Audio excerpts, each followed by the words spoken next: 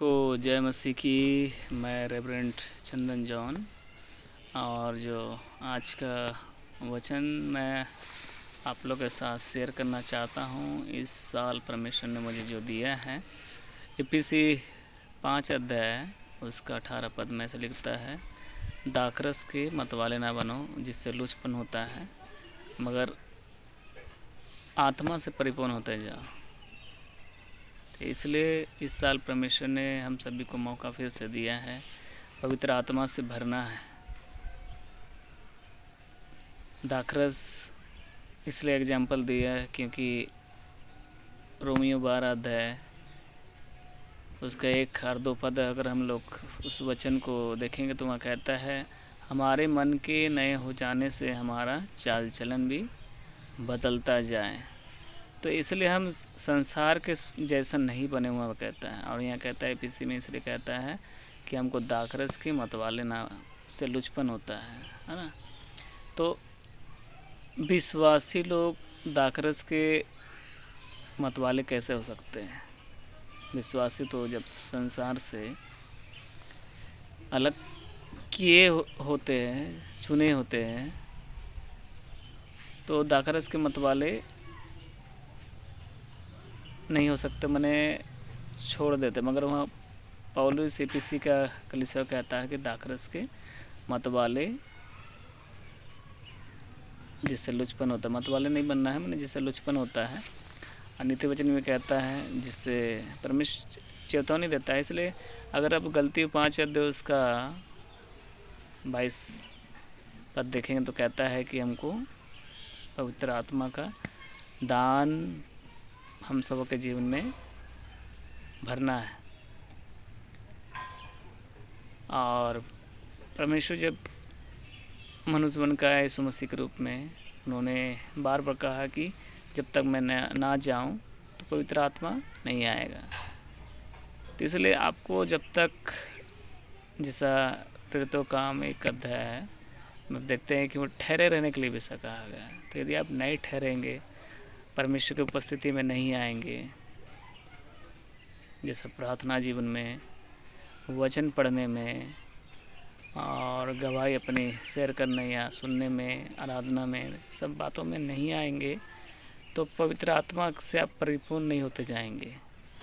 और गलतियों की पुस्तक में आप देखते हैं कि हमें आत्मा के अनुसार चलना है। जब आप पवित्र आत्मा आपके जीवन में भरपूरी नहीं होंगे तो पूरा अपना विश्वास जीवन, अपने दौड़ को कैसे पूरा करेंगे।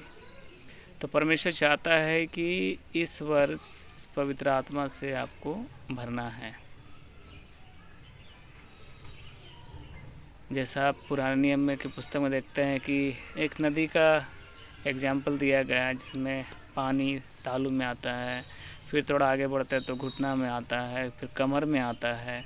और जब तक वो भरपूरी नहीं हो जाएगा ना, आपको इस साल पूरी तरह भरपूरी होना है, माने पवित्र आत्मा से भरना है, पवित्र जीवन बिताना है, परमेश्वर के वचन के अनुसार चलना है, अपनी समझ का सहारा नहीं लेना है।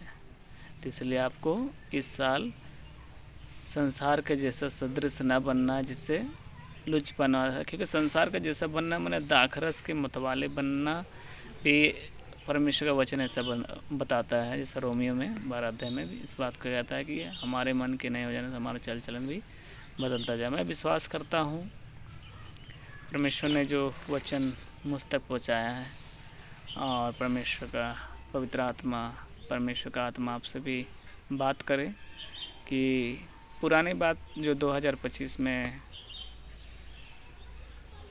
रह गई है, परमेश्वर कुछ योजना कर दिया है, तो उस योजना के लिए परमेश्वर के सामने प्रार्थना करें और पवित्र आत्मा से भर के ही अपनी दौड़ को पूरा करें।